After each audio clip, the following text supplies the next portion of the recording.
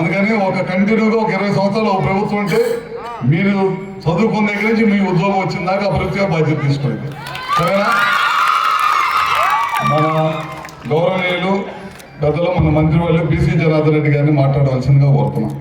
చూస్తూ ఉన్నారనే దానికోసం వాళ్ళ సైకిల్ ఇవ్వడం జరిగింది. దాదాపు ఇప్పటిదాకా వివిధ సంస్థల ద్వారా అన్ని రకాల సంస్థల ద్వారా వాళ్ళ సిఎస్ఆర్ నిధులతో దాదాపు ఇప్పటిదాకా 6500 మంది సైకిల్ ఇచ్చాం మన కాన్ఫరెన్స్లో. మొత్తం కూడా ఓన్లీ ప్రభుత్వ పాఠశాలలో చదువుకున్న పిల్లలకి 6వ తరగతి నుంచి 10వ తరగతి చదువుతున్న పిల్లలందరూ కూడా ఇస్తున్నాము. ఇవాళ మన కంపెనీ ద్వారానే చేస్తున్నాము. అదే కాకుండా మన ప్రభుత్వం అధికారంలోకి వచ్చిన తర్వాత స్కూల్ పిల్లలకు మంచి యూనిఫామ్ 2 జతల యూనిఫామ్ ఇచ్చాం. పిల్లలకి మంచి బెల్టు, షూసు, పుస్తకాలు, టయానికి పుస్తకాలు.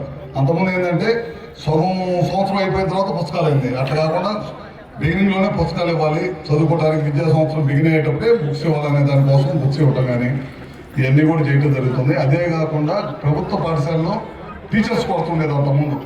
ఇప్పుడు ఆ కొరత లేకుండా 16,300 మందికి డిఎస్సి ద్వారా ఉద్యోగ అవకాశాలు కల్పించిన ప్రభుత్వం ఏదైనా ఉందంటే అది కూటమి ప్రభుత్వం చంద్రబాబు గారి నాయకత్వంలో చేశారు.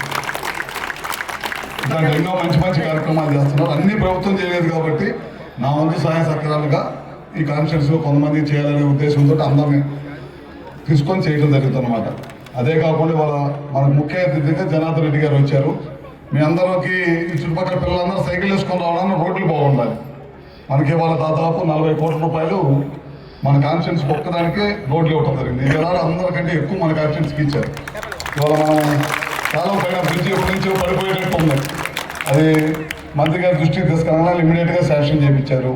మళ్ళీ అక్కడి నుంచి మళ్ళీ అద్దంకి వెళ్ళడానికి మళ్ళీ 4 కోట్ల రూపాయలు ఇచ్చారు. బల్లిపురం దగ్గర నుంచి ఇప్పుడు చూసాం మనం.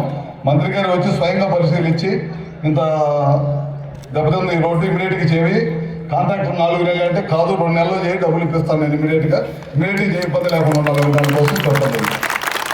ఇంకా మళ్ళీ కుందుర్తి మావులపల్లి కలిసి రోడ్డు చేయించారు. ఎన్నో రోడ్లు మన కాన్స్టిట్యున్సీకి ఇచ్చారు. కూటమి ప్రభుత్వం అధికారంలోకి వచ్చిన తర్వాత ఎన్నో కార్యక్రమాలు రోడ్ల పరంగా మన బీసీ జనార్దన్ రెడ్డి గారు ఎంతో హెల్ప్ చేశారు మన కాన్స్టిట్యున్సీకి.